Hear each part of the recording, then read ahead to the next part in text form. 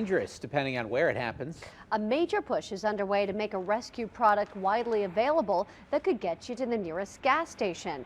But does it work, and is it something you want riding around in the trunk of your car? Yeah, well, John Shumway has been doing some testing and he's been doing some driving. He joins us now live. John. Yeah, this car has one of those gadgets on the front that tells you how many miles to empty. It says 316 miles to empty right now, which is a long way. But do you trust it? Well, I'll tell you right now, based on this story, I can tell you, don't trust those things. They're not that accurate. So when you run out of gas, you're not going to be carrying around gasoline. That's too dangerous, which is where this stuff comes in, Magic Tank.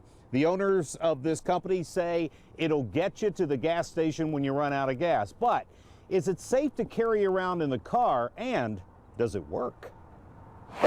In the mind of Steve Bistritsky, the question is simple. Who among those closest to you would it be okay to have stranded on the side of the road? What about your wife or your significant other, or your grandparent, or even your teenage kid that, doesn't have the money in his pocket and say, yeah, Dad will fill it up later. To mechanic Tim Dietz, the issue is one of safety. I'm concerned that if this does leak, does it create a fire hazard? Both men prepared with fire to prove their point. But we'll get to that in a second, and to what happened when we ran the gas out of one of our news cars for a test. Despite modern fuel gauges that count you down to empty, AAA locally last year responded to 13,000 drivers left fuel-starved on the side of the road, which is why Bistritsky believes there's a need for his product called Magic Tank, a half-gallon of bottled roadside rescue. This is a what if, it's an emergency, it's an insurance policy. My first thought about this is that it's a very puncturable container to carry something that substitute gasoline in a car. Bistritsky says Magic Tank is gasoline made safe to transport. We've taken out all the hanes, the butanes, hexanes, pentanes, which are the highly flammable components that are in gasoline. So he says it's combustible but not flammable. You're going to light this stuff on fire? I'm going to try to, it's not going to. You're confident of that? I am. Nonetheless, I had a fire extinguisher in hand. This isn't going to go boom. I'm sure.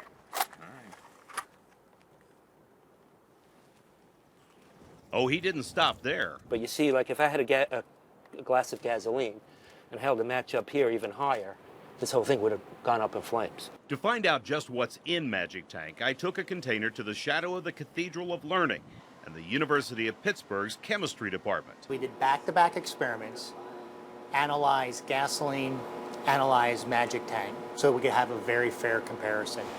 Grad student Katie Micko spent several days doing the work and showed us the spikes of volatility in the gasoline, and then switched the screen to Magic Tank.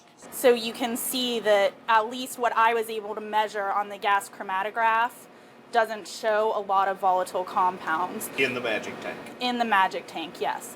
So combustible but not flammable? What we see is consistent with that statement. Troubleshooters Tim Dietz set up his own test. His primary concern, if you get some of this stuff on your clothes, what's the chance you'll go up like the gasoline-soaked t-shirt, say from a cigarette? So out came another sacrificial t-shirt and the Magic Tank. If this is going to ignite your car and get you to a gas station, if it's anywhere close to the flammability of gasoline, let's light this shirt and see how it burns as opposed to that one. So I'm impressed that if you do spill it on yourself, it's not going to burn. Right, it took a while to burn. You would have to be very deliberate about it. Yes, absolutely. A lit cigarette's not going to catch you on fire. What I would be concerned about is, okay, does it really work? To answer that, we ran a news car completely out of gas, which was no easy task. The thing ran 31 miles after it said 0 to empty. But finally, on the Parkway North, we were fuel-starved, on the shoulder, and pulling out the Magic Tank. The product's cardboard funnel failed in our capless gas tank, but we did some improvising, got the Magic Tank on board, and gave it a try. What?